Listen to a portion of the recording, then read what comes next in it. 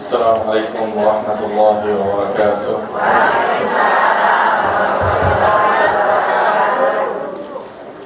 Alhamdulillahi rabbil alamin, wassalatu wassalamu ala ashrafil anbiya'i wal mursalin, sayyidina Muhammad as-sadiq al-wa'd al-amin, wa radiyallahu an ali baitihi wa sahabatihi wa man tabi'ahum bi ihsanin ila yaumiddin. Bidayatan نهنئكم بقدوم شهر رمضان المبارك، أعاده الله علينا وعليكم بالصحة والعافية واليمن والبركات، وقد تحررت بلادنا وجميع بلاد المسلمين إن شاء الله. Bismillah. Pertama-tama tadi Syekh menyampaikan muqaddimah ya. Segala puji bagi Allah Subhanahu wa taala yang memberikan kita nikmat sehat, nikmat iman. Lalu juga salawat dan salam mari sama-sama kita limpah curahkan kepada Nabi besar Muhammad sallallahu alaihi wasallam dan juga para keluarganya dan para sahabatnya. Dan pertama-tama beliau itu menyambut kita semua, teman-teman yang di Indonesia gitu kan, dan juga menyambut bulan suci Ramadan. Dan sebagaimana beliau menyambut bulan suci Ramadan, beliau juga sangat menyambut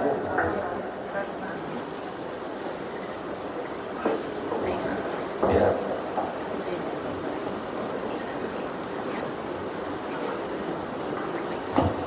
Iklan ya bun. Iya. Dan sebagaimana bulan suci Ramadan itu telah datang, beliau juga berkata semoga negara kami yaitu Palestina itu segera datang juga masa merdekanya insyaallah. نأخذ المايك أولا. نسيت. لا بأس. فشهر رمضان هو شهر فعل الخيرات وشهر فعل الطاعات. في هذا الشهر الكريم الأجور مضاعفة، حتى أن الصحابة الكرام رضي الله عنهم كانوا أكثر ما يجتهدون في هذا الشهر الكريم المبارك، شهر رمضان الذي فيه الخير الكثير، فيه النافلة بفريضة وفيه الفريضة ب70.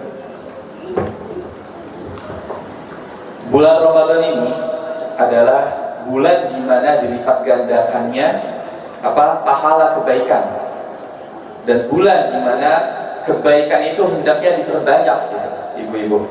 Nah, pada bulan Ramadan itu bukan cuma Rasulullah SAW aja yang melipat gandakan amalnya, tetapi para sahabat Nabi itu juga sangat gencar ya dalam melipat gandakan juga usaha amalnya. Nah, karena mereka tahu bahwasanya amal-amal di bulan Ramadan itu dilipat gandakan banyak sekali. فالقرآن الكريم هو كلام الله سبحانه وتعالى، نزل به أفضل الملائكة سيدنا جبريل عليه السلام الروح الأمين، نزل به على أفضل البشر سيدنا محمد صلى الله عليه وسلم، ونزل به في أفضل شهور العام ألا وهو شهر رمضان المبارك، ونزل في أفضل ليلة من ليالي رمضان ألا وهي ليلة القدر، ونزل في أفضل مكان على هذا الأرض، نزل في مكة المكرمة، فاستحق فضل المكان وفضل الزمان وفضل الواسطة. Dan Al-Quran ini itu turun kepada malaikat Jibril dari Allah Subhanahu wa taala, turun kepada malaikat Jibril, dan malaikat Jibril adalah sebaik-baiknya makhluk karena sebaik-baiknya malaikat karena dialah malaikat yang muta'alliq atau berhubungan langsung dengan Al-Quran. Lalu Jibril alaihissalam menurunkan Al-Quran kepada Nabi Muhammad SAW. Maka dengan Quran ini Nabi Muhammad menjadi orang yang paling mulia karena Al-Quran ini. Dan Al-Quran turun pada bulan Ramadan, yang dimana menjadikan bulan Ramadan ini adalah bulan terbaik karena berhubungan langsung dengan Al-Quran. Dan Al-Quran turun pada suatu malam, yaitu malam apa ibu-ibu? Lailatul Qadar. Dengan Al-Quran turun pada malam Lailatul Qadar, jadilah malam Lailatul Qadar adalah sebaik-baiknya malam. Di mana itu lebih baik daripada berapa bulan? Iya, 1000 bulan. Nah, maka Al-Quran ini menjadikan sesuatu itu mulia. Tempat dan waktu, tempat, orang dan waktu, semua yang berhubungan dengan Al-Quran akan menjadi mulia. Nah, فنغتنم أوقاتنا بقراءة القرآن الكريم في هذا الشهر المبارك، حيث أن الأجور مضاعفة. في حديث عن النبي محمد صلى الله عليه وسلم: اقرأوا القرآن فإنه يأتي يوم القيامة شفيعا لأصحابه. القرآن الكريم الذي يتلو القرآن الكريم ويجتهد فيه ويكثر من قراءة القرآن يأتي يوم القيامة يشفع له عند الله سبحانه وتعالى. إذا كان مثلا لا يدخل النار أحد قلبه وعى القرآن، فجزاء القرآن عند الله سبحانه وتعالى أجرا كبيرا، حيث أن الله سبحانه وتعالى يكرمه ويكون عند الله سبحانه وتعالى من الذين يفوزون في الدنيا وفي الآخرة. Dan keutamaan Al-Quran yang paling dahsyat, yang paling agung yang lain adalah di mana Rasulullah SAW pernah berkata, "Iqra'ul Quran fa innahu ya'ti yaumal qiyamati syafi'an li ashabi." Bacalah oleh kalian Al-Quran, karena pada hari kiamat Al-Quran akan datang menjadi pemberi syafaat bagi para sahabatnya. Para sahabat Al-Quran, ibu-ibu. Sahabat Al-Quran itu apa? Ya sebagaimana sahabat kita ya, itu nggak pernah meninggalkan kita di waktu sulit maupun senang gitu. Jadi kita baca Al-Quran saat sulit, baca Al-Quran saat senang, kita mempelajari Al-Quran terus bagaimanapun keadaannya, maka itu insya Allah kita akan menjadi sahibul Quran. Lalu yang kedua, Syekh menyampaikan ada sebuah perkataan, tidak akan masuk neraka orang yang di dalam hatinya itu ada Al-Quran. Nah, dari situ kita bisa memahami ya, bahwasanya Al-Quran ini adalah kunci kita untuk mendapatkan rahmat Allah. يقول ربنا سبحانه وتعالى في كتابه العزيز: إن هذا القرآن يهدي للتي هي أقوم ويبشر المؤمنين الذين يعملون الصالحات أن لهم أجرا كبيرا. وأيضا من قرأ حرفا من كتاب الله فله حسنة، والحسنة بعشر أمثالها.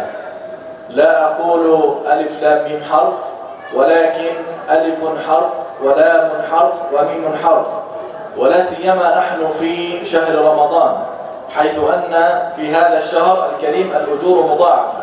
فغير الأجور الكثيرة التي ننالها من قراءة القرآن، هناك أجر القراءة في شهر رمضان، فحيث أن هذا الشهر هو شهر القرآن، كان الصحابة رضي الله عنهم منهم يتفرغون فقط من أجل قراءة القرآن، أكثر ما يجتهدون في شهر رمضان ويقرؤون القرآن. منهم من كان يقرأ القرآن في اليوم ما يزيد عن 10 أجزاء، ومنهم من كان يقرأ القرآن في اليوم مرة واحدة، ومنهم الإمام الشافعي كان يقرأ القرآن في اليوم مرتين، أي في جميع رمضان يقرأ القرآن 60 مرة. Lalu fadilah lain atau keutamaan lain Al-Quran, ibu-ibu, itu beliau menyebutkan ada di surat Al-Isra, di mana artinya adalah sungguh Al-Quran ini memberi petunjuk ke jalan yang paling lurus dan memberi kabar gembira kepada orang-orang mukmin yang mengerjakan kebaikan bahwa mereka akan mendapatkan pahala yang besar. Nah, di sini perhatikan pahala yang besar dengan Al-Quran.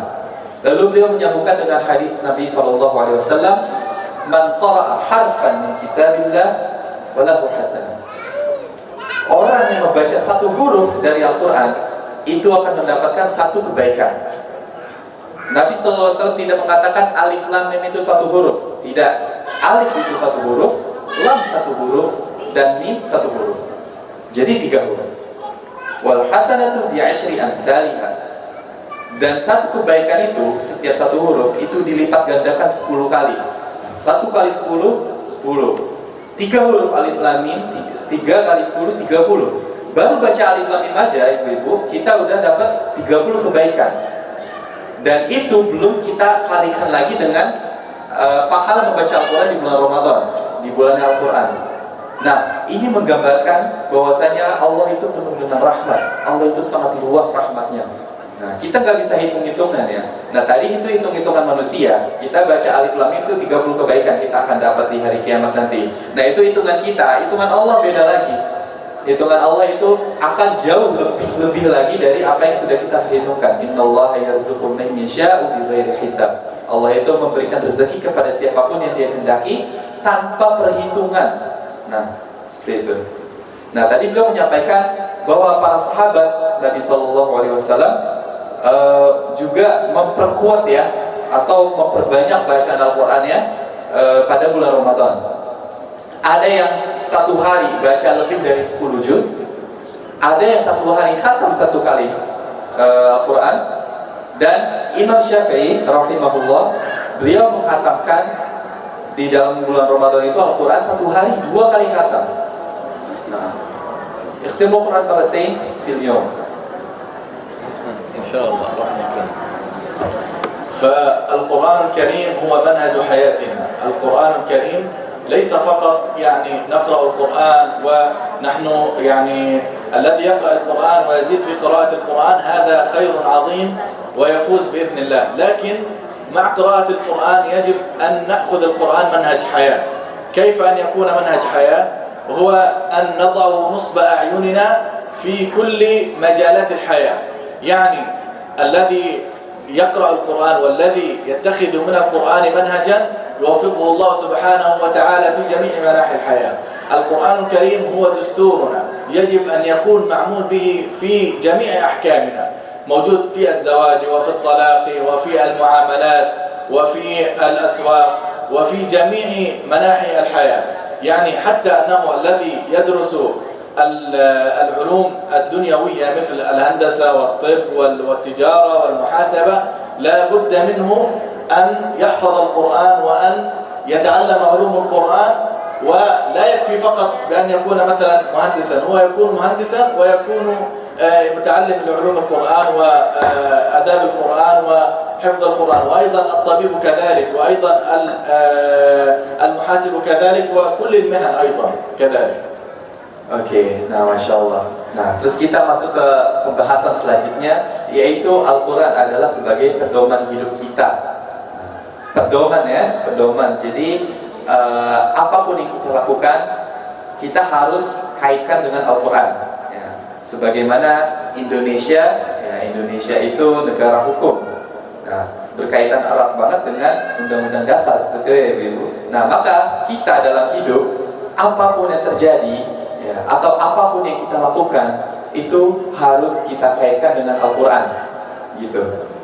Dan Al-Quran ini memang juga sudah mencakup seluruh lini kehidupan, mencakup seluruh aspek-aspek kehidupan ya. Tidak cuma ngurusin masalah ibadah doang Al-Quran itu ya, tapi Al-Quran juga mengurus beberapa perihal dunia seperti nikah, seperti tolak, dan juga jual beli ya, perniagaan, itu semua juga sudah diatur oleh Al-Quran. Dan Allah Subhanahu wa Ta'ala itu menciptakan Islam itu kamil ya, atau sempurna gitu. Dari kita bangun tidur sampai kita tidur lagi, itu semua sudah diatur oleh Islam. Nah, makanya kita sudah tahu ya bahwa Al-Quran itu adalah dustur kita atau pedoman kita. Nah, makanya kita saat menjalani hidup di dunia itu kita boleh jadi apa saja ya. Kita boleh jadi dokter, kita boleh jadi pengusaha, kita boleh jadi insinyur gitu kata beliau. Tapi dengan syarat, syaratnya apa? Kita harus menjadi dokter yang hafal Quran. Kita jadilah pengusaha yang hafal Quran. Kita jadilah insinyur yang hafal Quran. Atau profesi apapun itu, kita harus hafal Quran. Karena Al-Quran itu adalah pedoman hidup kita. Inna Allah subhanahu wa ta'ala yarfa'u dhikra الذين يقرؤون القرآن والذين يحفظون القرآن والذين يهتمون بالقرآن. ففي الحديث ما اجتمع قوم في بيت من بيوت الله يتلون كتاب الله ويتذاكرونه بينهم إلا نزلت عليهم الملائكة وغشيتهم الرحمة وحفتهم الملائكة وذكرهم الله في من عنده. فالله سبحانه وتعالى يذكر الذين يقرؤون القرآن الكريم، حيث أن الله سبحانه وتعالى أمر النبي محمد صلى الله عليه وسلم بأن يقرأ سورة البينة على الصحابي أبي بن كعب. فذهب النبي محمد صلى الله عليه وسلم إلى الصحابي وقال: سأقرأ إن الله أمرني بأن أقرأ عليك سورة البينة. فاستغرب هذا الصحابي قال: أو سماني الله باسمي؟ أو سماني الله باسمي؟ كان يعتقد، كان يسأل النبي: هل الله سبحانه وتعالى قال اقرأ على أحد أصحابك سورة البينة، أم سماني باسمي اقرأ على أبي بن كعب سورة البينة؟ فقال: بل سماك الله باسمي. فبكى بكاء شديدا فرحة من أن الله سبحانه وتعالى ذكره باسمه. وهكذا يكون حال القرآن مع الله سبحانه وتعالى، حيث أن الله سبحانه وتعالى يذكر قراء القرآن وحفاظ القرآن.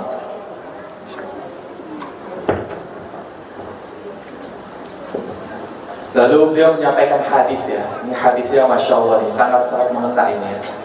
Tidak ada satu kaum yang berkumpul di masjid atau di salah satu rumah Allah yang dimana mereka itu membaca Al-Quran, yatluna kitab Allah, membaca Al-Quran, tilawah Al-Quran, wa yatadarasunahu, dan mereka tadarus dan mereka mempelajari isi dari Al-Quran itu, kecuali apa yang akan terjadi?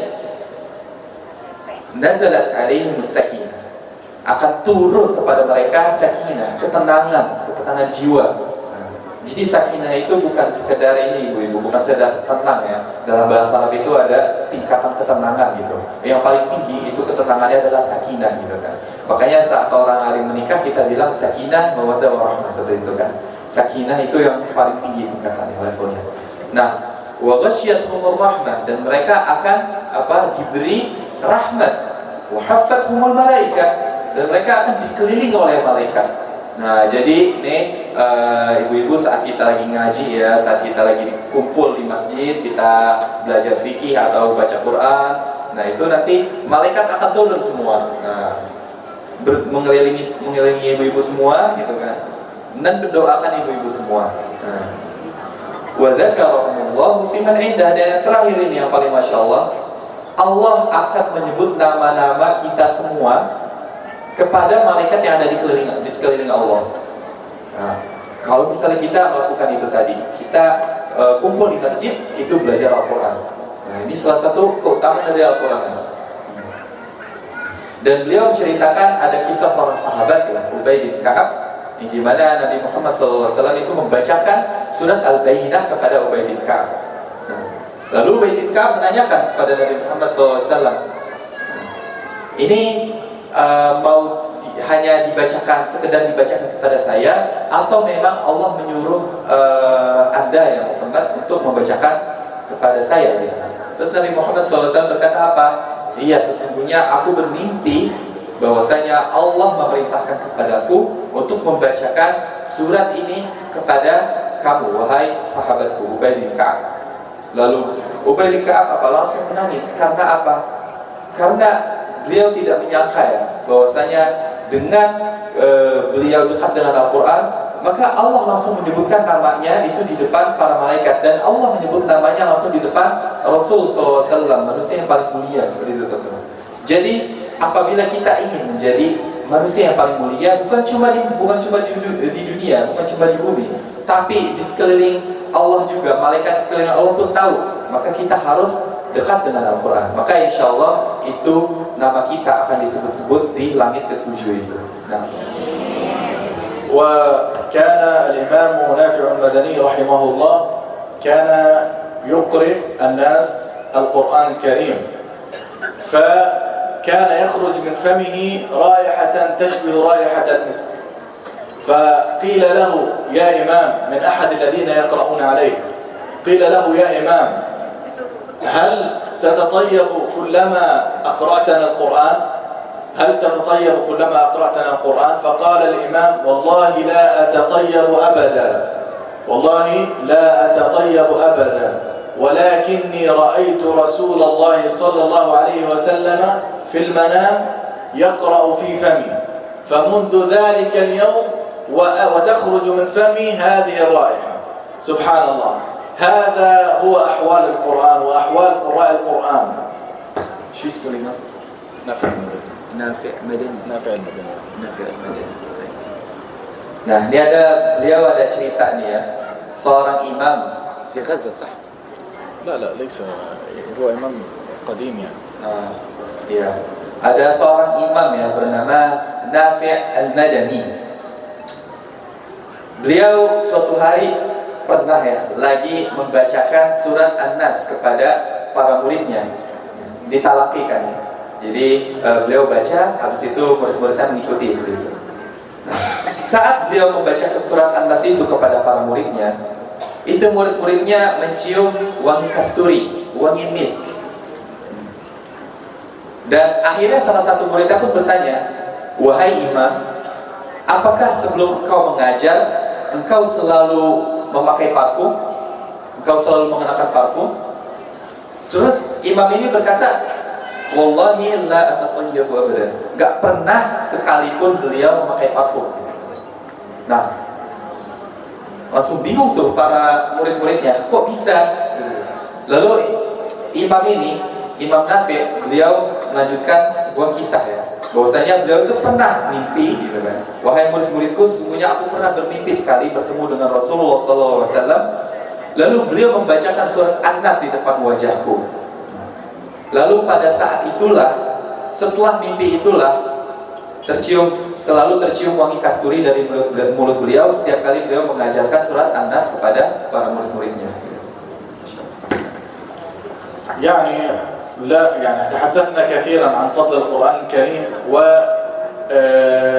والفضل في قراءة القرآن الكريم، وفي فضل القرآن الكريم كثير، لكن نريد أن نستعرض بعض المشاهد وبعض النماذج في غزة عندنا يعني من حفظة القرآن الكريم، حيث أن هناك امرأة تبلغ من العمر 63 عاما، ابتدأت بحفظ كتاب الله وهي كبيرة في السن، عندها اهتمام كثير بحفظ القرآن الكريم وقراءة القرآن الكريم، فالتحقت بمراكز أو بحلق القرآن الكريم حتى تحفظ القرآن الكريم، فحفظت حتى وصلت 27 جزءا.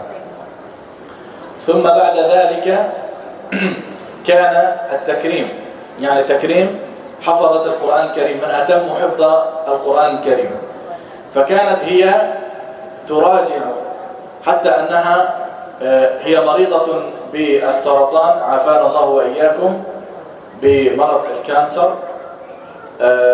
ذهبت للعلاج، وفي أثناء العلاج وهي في العلاج أيضا تراجع وتحفظ كتاب الله سبحانه وتعالى، حيث أنها كانت تثبت وتقرأ وهي على فراش المرض، تقرأ آيات عن النعيم، آيات عن نعيم الجنة، ثم بعد ذلك قرأت سورة ياسين، ثم بعد ذلك فاضت روحها إلى الله سبحانه وتعالى وهي تتمتم بآيات الله سبحانه وتعالى. Dan juga ada kisah seorang wanita yang sudah tua ya di Gaza. Itu umurnya sekitar 63 tahun.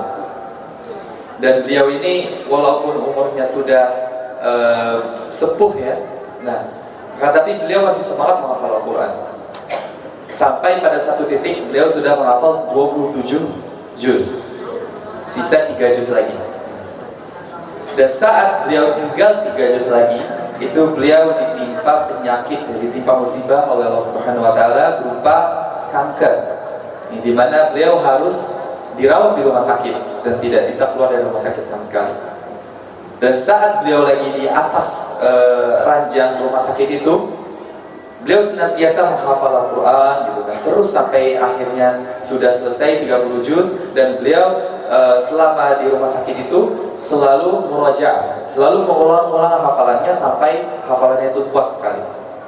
Dan di sisa-sisa akhir hayatnya, ibu-ibu semua, itu beliau selalu membacakan ayat-ayat tentang kenikmatan-kenikmatan surga.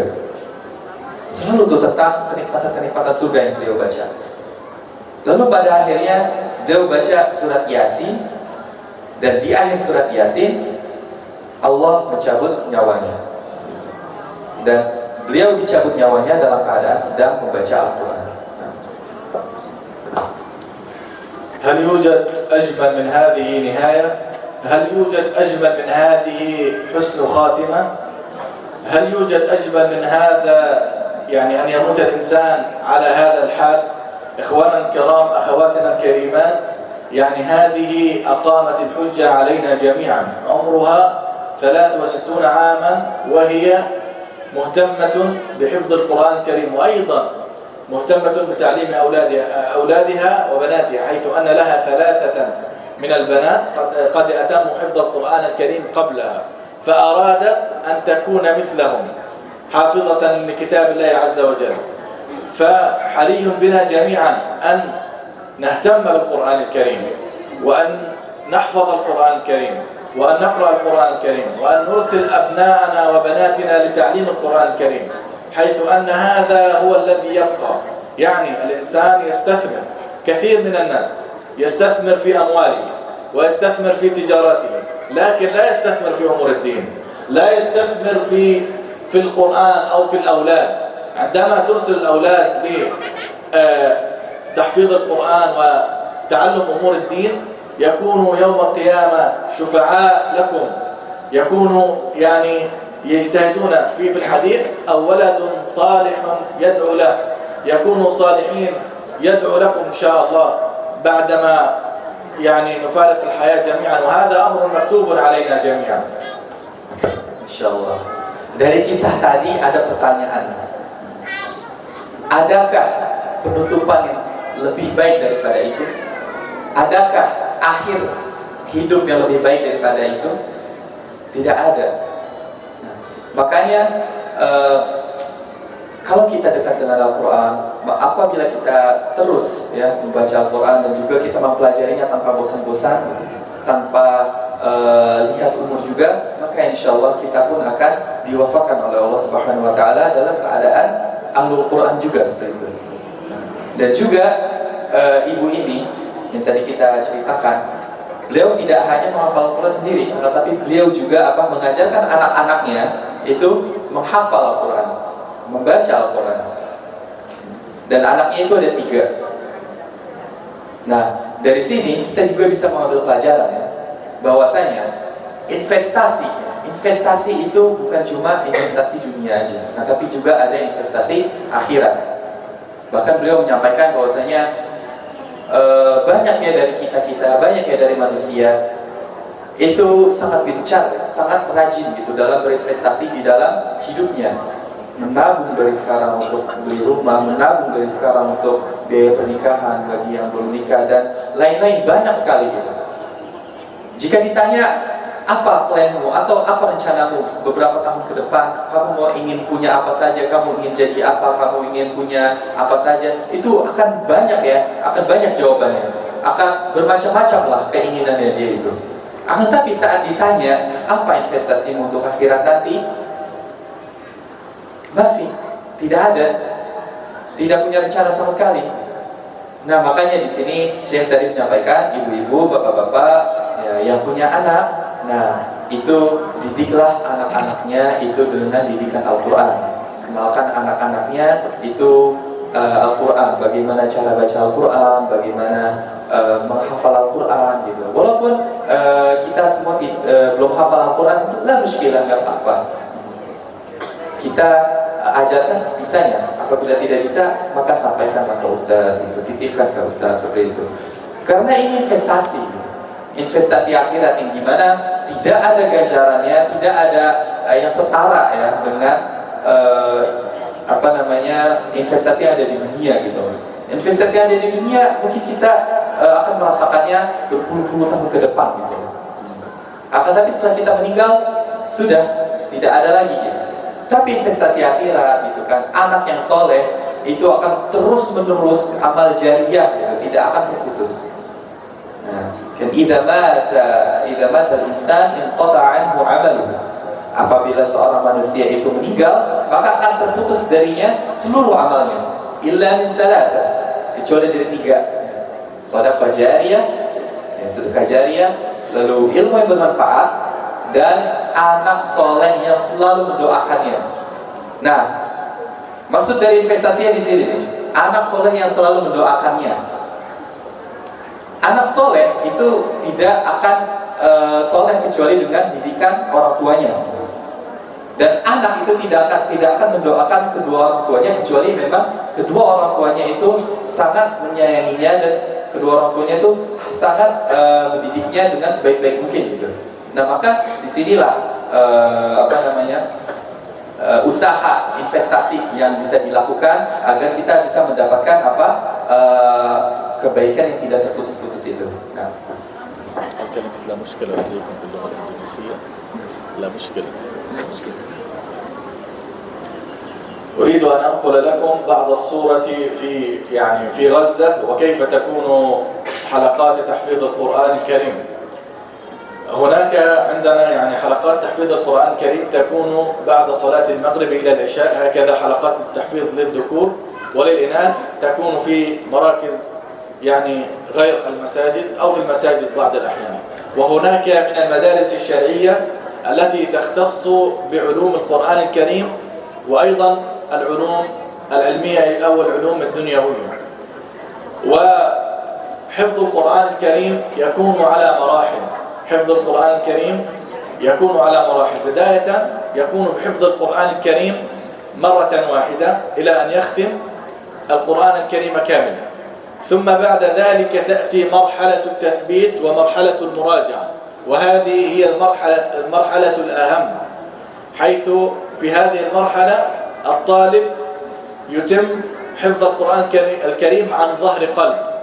تكون على عدة ختمات. الختمة الأولى تكون بختمة الأرباع، أي يبقى يسمع ويراجع حتى ينتهي من الختمة 2.5 ربع هكذا. ثم بعد ذلك يبدأ بختمة 5 صفحات إلى أن ينتهي. ثم بعد ذلك يبدأ بختمة 10 صفحات إلى أن ينتهي طوال الختمة. ثم بعد ذلك يبدأ بختمة الجزء 20 صفحة حتى ينتهي. ثم بعد ذلك يبدأ بختمة 3 أجزاء. ثم بعد ذلك يبدأ بختمة 5 أجزاء. ثم بعد ذلك 10 أجزاء. ثم بعد ذلك يتم القرآن الكريم كاملا على جلسة واحدة من الصباح إلى المساء. يبقى جالسا على ركبتيه وهو يسمع القرآن الكريم. ما أعظم هذا الاصطفاء عندما يصطفي الله سبحانه وتعالى أن نكون نحن من الذين يحفظون في قلوبهم القرآن الكريم. Nah, insyaallah. Dan di sini beliau agak sharing sedikit ya tentang halaqah Quran di Gaza. Nah, على كل حال بقي عندنا 10 دقائق. 10 دقائق. 10 دقائق. سأختم بعد ذلك أسئلة. Iya, jadi halaqah Quran di Gaza itu waktunya dari maghrib sampai isya. Mirip-mirip ya sama di Indonesia gitu. Nah, dan itu dipisah ya antara anak laki-laki dan anak-anak perempuan. Lalu mereka cara menghafalnya seperti apa? Cara menghafalnya itu satu halaqah, ya, satu kali belajar itu satu hari itu 2,5 halaman ya, 2,5 halaman. Nah, jadi hafalnya itu bukan saat lagi ngaji aja ya, tapi dari pagi hari itu sudah menghafal. Lalu saat maghrib dan isya itu disetorkan kepada ustadznya 2,5 halaman. Lalu terus, jadi 2 hari dapat 5 halaman gitu kan, dan terus 10 halaman sampai 20 halaman sampai 1 juz ya kan. Nah, nanti itu setelah 1 juz itu akan ada namanya marhalatut tadbir ya, atau fase pengokohan hafalan atau fase penguatan hafalan. Nah, jadi di fase itu tidak menambah hafalan, akan tetapi terus mengulangi hafalannya sampai kuat ya. Nah, setelah itu akan lanjut lagi menghafal dan terus diulang-ulang seperti itu. Hafal, habis itu langsung dimurajaah lagi, hafal, murajaah lagi, hafal, murajaah lagi, dan sampai 30 juz. Saat sudah 30 juz itu wajib ya, atau harus itu disetorkan 30 juz dalam 1 kali duduk. Iya.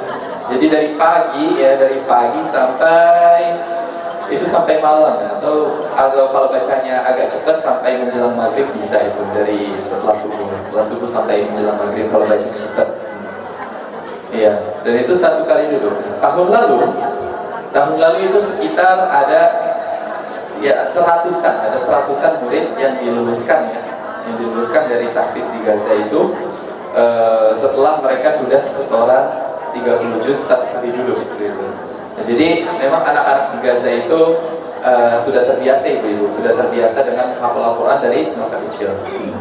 Adiknya beliau punya adik perempuan, itu umur 7 tahun sudah hafal 30 juz. Iya. Jadi dari umur 4 tahun atau 5 tahun mungkin. Al-Quran kisah ikhtik dari khan hadratul Nashi. Insyaallah. Iya. Ya, kalau beliau umur 16 tahun sudah hafal. Ya, 16 tahun.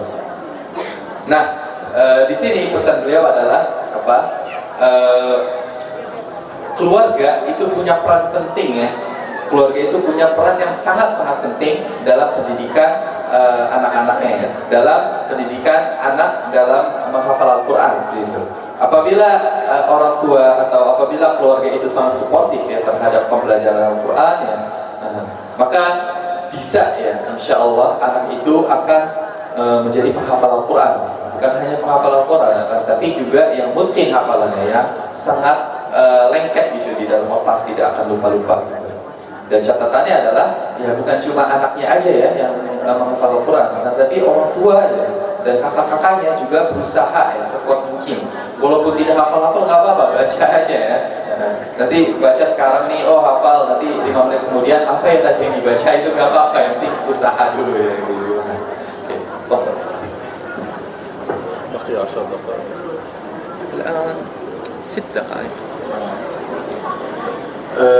وكان يعني قبل أشهر كان هناك حفل وسرد لأجزاء القرآن الكريم. سرد ما يقارب 500 شخص أو 500 حافظ لكتاب الله عز وجل من الصباح إلى المساء كلهم على جلسة واحدة. هذا قبل أشهر بفضل الله سبحانه وتعالى. وكان من بين هؤلاء أطفال ما يقارب 8 سنوات 8 سنوات وهو يحفظ القرآن الكريم كله عن ظهر قلب. وممن كان أيضا كان أذكر رجلا عمره 65 عاما ويسمع القرآن الكريم كله كاملا. ومن بينهم أيضا كانت هناك امرأة لديها ولد رضيع، فكانت تأتي إلى السرد وولدها معها حتى وهو رضيع يعني، حتى عندما يكبر يعني تقول تجذبه معها حتى عندما يكبر ينشأ على حفظ القرآن الكريم وعلى موائد القرآن الكريم وحتى يكون حافظا للقرآن الكريم. حتى ثم سأختم قليلا. Nah, dan juga beberapa bulan lalu itu ada wisuda tahfiz Al-Quran ya di Gaza. Dan ternyata menarik ibu-ibu, wisudawannya itu bukan cuma anak-anak aja, akan tetapi ada juga bapak-bapak ya, sudah umurnya 65 tahun. Umurnya 65 tahun dan itu ikut wisuda juga. Jadi bareng anak-anak itu ada bapak-bapak. Dan wisudawan ini yang tadi kita sampaikan bahwasanya wisudawan ini adalah yang sudah hafal 30 juz dan sudah disetorkan 1 kali duduk gitu. Nah jadi bapak-bapak ini sudah setor Al-Quran juga 1 kali duduk juga gitu. Bukan cuma beliau, tetapi ada juga ibu-ibu juga yang gimana itu punya anak ya yang masih menyusui gitu. Nah, jadi itu setoran sambil menggendong anaknya juga. Setoran 30 juz 1 kali duduk sambil menggendong anaknya. Bahkan terkadang saat anaknya juga ingin menyusui, disusui juga sama ibunya seperti itu. Istirahat dulu. Nah. يعني في الختام حتى لا أطيل عليكم جزاكم الله خيرا وبارك الله فيكم ويعني أريد أن أبلغكم سلامات وتحيات إخوانكم وأخواتكم الذين في فلسطين وفي غزة وفي القدس الذين يسأل الله سبحانه وتعالى يعني منكم أن تدعوا لهم بأن يثبتهم الله وأن ينصرهم على عدوهم وأن يتم تحرير فلسطين كل فلسطين لا سيما المسجد الأقصى أيضا حتى نصلي فيه جميعا إن شاء الله نصلي ونلتقي هناك في المسجد الأقصى ولا ننسى جهود إخواننا في إندونيسيا جزاهم الله خيرا. فمن آخر المشاريع كان هناك مسجد الاستقلال تم بناؤه في غزة والكثير من الآبار أيضا في غزة وهناك المستشفى الإندونيسي فجزاكم الله خيرا وبارك الله فيكم والسلام عليكم ورحمة الله وبركاته. Sebagai penutup ya, beliau mengucapkan jazakumullah khairan. Semoga Allah membalas kebaikan kita semua ya, kebaikan orang-orang Indonesia semua. Dan beliau menyampaikan salamnya ya dari rakyat Gaza, dari keluarga beliau, dari teman-teman beliau, menyampaikan salam kepada ibu-ibu semua, ya, kepada teman-teman semua gitu. Dan terima kasih karena Indonesia selalu berdiri bersama rakyat Palestina ya dalam membela ya dan juga menahan serangan-serangan dari Zionis. Nah, dan juga beliau menyebutkan beberapa bangunan ya yang dibangun oleh uang rakyat Indonesia, yaitu ada salah satunya Masjid Istiqlal. Masjid Istiqlal Indonesia ada di Gaza, namanya Masjid Istiqlal juga, dan itu salah satu masjid terbesar juga di Gaza. Terus juga ada namanya Rumah Sakit Indonesia juga ada di Gaza. Dan banyak banget sumur-sumur itu yang dibangun dengan donasi dari rakyat Indonesia. Dan juga banyak sekali halaqah Quran di Gaza yang aktif ya, yang berjalan juga dengan bantuan donasi dari rakyat Indonesia. Nah, maka beliau sangat-sangat berterima kasih kepada rakyat Indonesia dan juga beliau sangat ingin bertemu dengan rakyat Indonesia dan akhirnya kesampaian ya beliau bertemu dengan kita semua gitu. Dan beliau berdoa kepada Allah Subhanahu wa taala agar terus menolong rakyat Indonesia gitu kan. Dan juga menolong rakyat Palestina dan juga agar menjadikan Palestina merdeka secepat mungkin, sesegera mungkin, agar tadi beliau bilang semoga kita semua bisa ketemu di Masjid Al-Aqsa, kita sholat bareng di sana. Mungkin itu sekian, lebih dari kurang mohon maaf. Assalamualaikum warahmatullahi wabarakatuh. Waalaikumsalam warahmatullahi wabarakatuh. Masya Allah Syekh juga Ustaz. Baik, kepada bunda-bunda semuanya yang mau bertanya silahkan, kami berikan waktunya untuk bunda bertanya. Baik, Bunda Mutia, bunda yang pakai baju kerudung pink, boleh mendekat ke sini. Bunda Mutia dulu ya. Baik, ada lagi, satu lagi. Jadi 3 pertanyaan. Ya, boleh Bu ke sini juga ya. Ini ibu bertanya mau pakai bahasa Arab atau bahasa Indonesia? Bahasa Indonesia. Asilah. Nah. Assalamualaikum Syekh. Saya Mutia.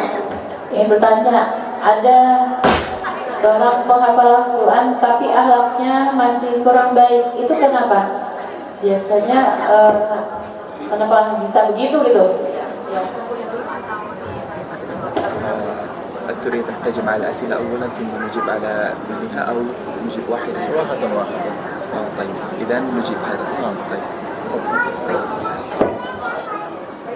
Baik. Pertanyaannya Masya Allah ya. Soal. Kenapa yang sudah menghafal, sudah menjadi hafiz atau hafizul, tapi kelakuannya masih minus ya, maksudnya seperti itu. Karena kan katanya Al-Quran adalah memuliakan manusia. Itu kenapa kalau seperti itu? Silahkan Syekh. هذه سؤال من السيدة الموتي وتقول عرفنا أن القرآن يهذب أخلاق حافظة صحيح؟ نعم لكن هناك حافظ للقرآن لكن أخلاقه سيئة فما السبب؟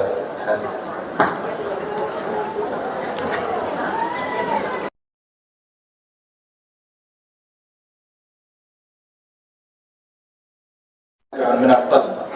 والقرآن الكريم هو إما أن يكون حجة لنا وإما أن يكون حجة علينا، كما أن حفظ القرآن الكريم وتعلم القرآن الكريم يكون يوم القيامة شفيعا لصاحبه، وأيضا يكون وبالا عليه يوم القيامة إن كان استخدم القرآن الكريم لأشياء وأغراض دنيوية، لأن يعني هذا يكون أشد جرما وأشد معصية من الذين يعني يحفظون القرآن الكريم لله سبحانه وتعالى.